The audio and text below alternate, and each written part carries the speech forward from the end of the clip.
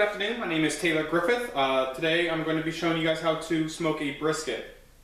This is my way of smoking a brisket. I'm not saying it's the best. I'm not even saying it's all that good. It's how I do it. I think it's good. My background is I smoked or cooked different style of barbecue and brisket for the past, I don't know, about 10 years. I have gone to a couple competitions. I have placed in a non-professional or an amateur bracket. So, I mean, with that, my history is, and the feedback I've gotten is how I do it is pretty good. So with that being said, I guess we'll get started. Quickly, kind of give you a background on barbecue in general, specifically Southern barbecue, Southern style, Carolinas, where it's a little more sweet, Texas. It's really known for its brisket versus Kansas City, which does more of a tomato-based sauce. The history of barbecue really starts from a really dark point in American history. It's when slavery was legal. How it really started was the plantation owners and I guess the masters would have these would cut up the pig or butcher the pig and the beef or the cow, and they would give the harder, less desirable pieces of meat to the slaves or the farmhands. And over time, they discovered that the only way they could make them edible was to cook them at really low temperatures for an extended period of time. So that's really where you get the saying low and slow, which rings true for almost all barbecue. The longer you take to cook it, the better it is.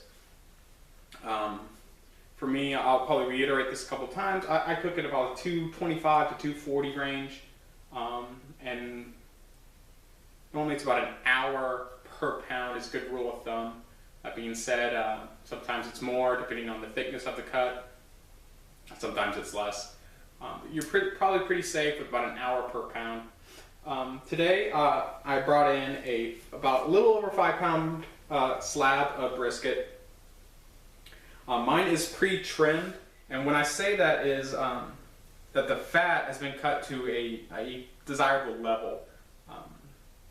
For me, and for most people, I think they don't want it any more than about 1/4 of an inch. Some places can get up to 1/2 inch because just where it's cut, which is okay.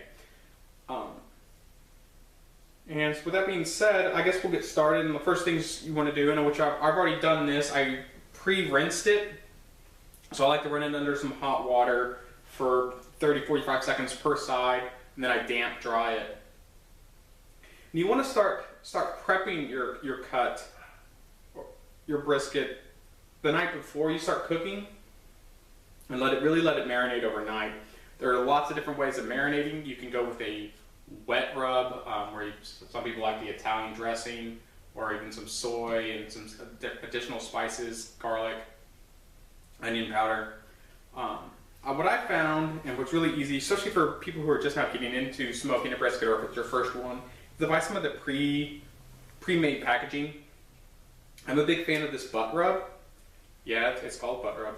I know. And you can get this pre-packaged. It's a dry rub, which means that you don't need to let it marinate or soak it. There's no moisture to it. So let's get started. Again, I've already prepped it to the point where I am now. So I guess to go back, I've rinsed it and I pat dry it with a paper towel, and I let it sit. It's probably been out of the freezer or refrigerator, I'm sorry, for 30, 40, 45 minutes before I brought it up here. So what I like to do is I like to stab at it like a serial killer for about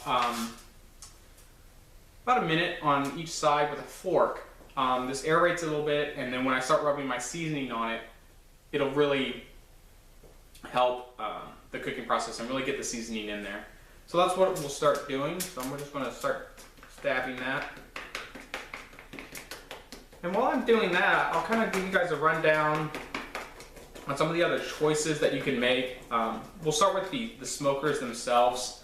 I have a couple.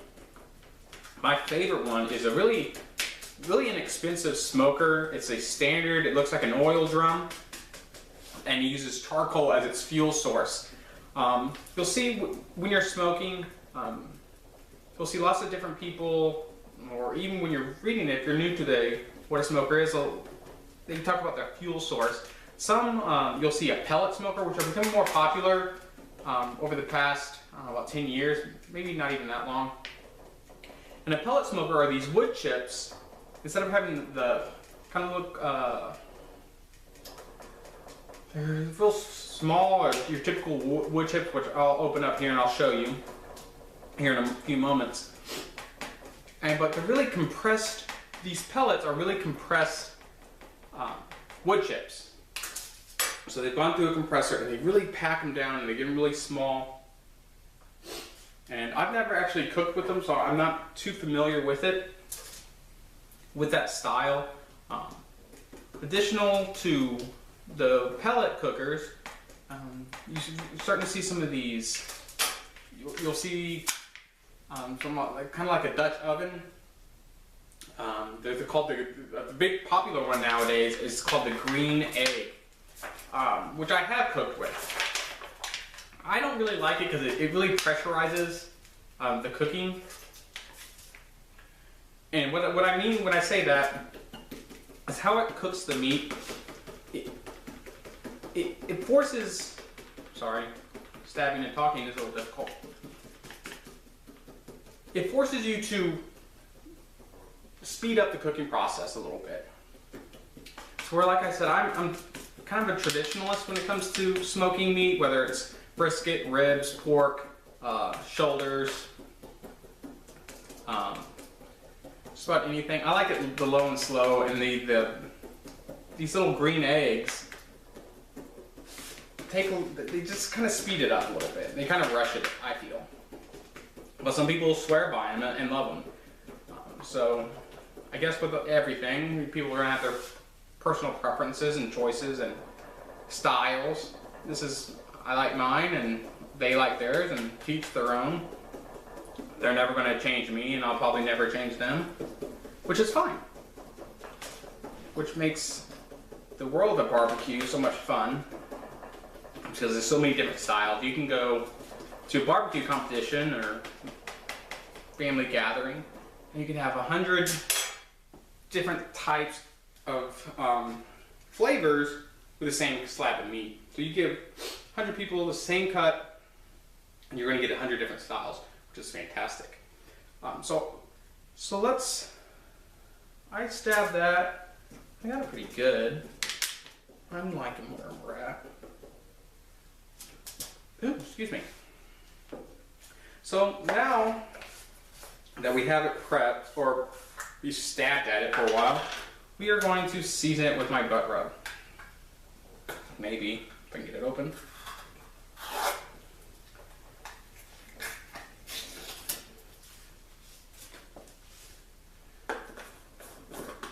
Like I said before, there's no such thing as too much seasoning. Unless you dump the whole thing on it, that would be bad. There's no such thing as too much, so you get a generous helping on there. And I like to rub it in a little bit.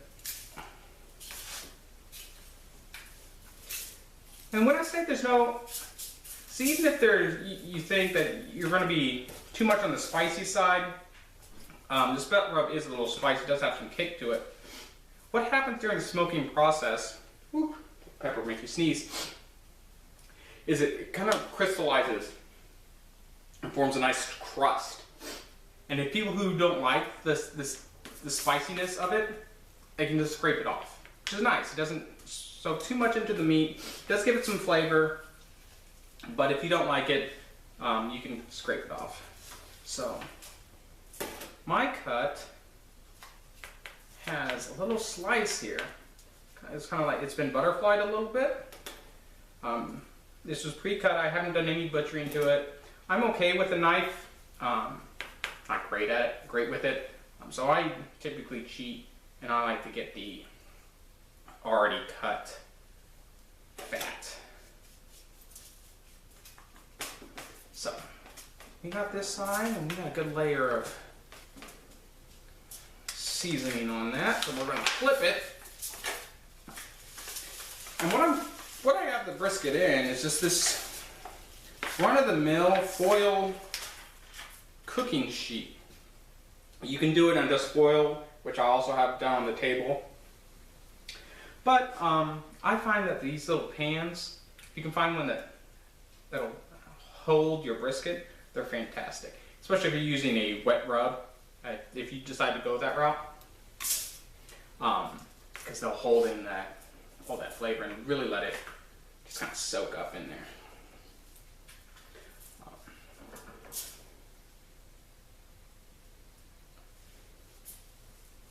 So let me get it all that in there.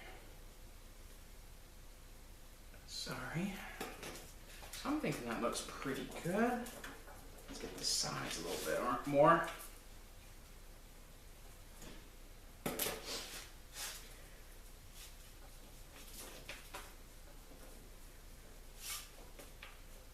When you're smoking, some people, and I've made this mistake, is it looks cooked, but it's not. So let's say that I've had this out there I've had it on the smoker and I've had it on heat for 5 hours, and it's an 8-pound brisket. This one's just a 5-pound brisket, so 5 hours. I probably have already taken it off and moved it to a different heat source. It looks like it's all crusted, and it looks fantastic, smells delicious, but people forget to cut into it and check the middle.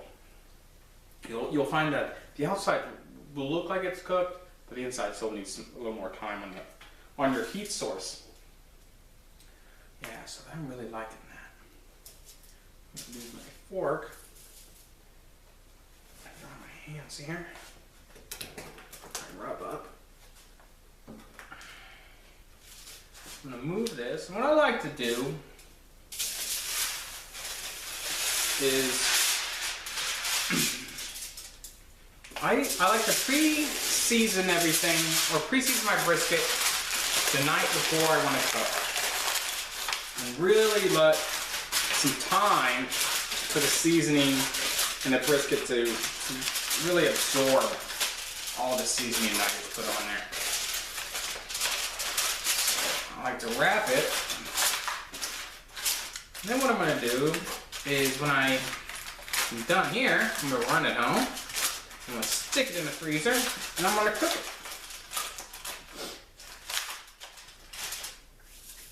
Okay, so that's really the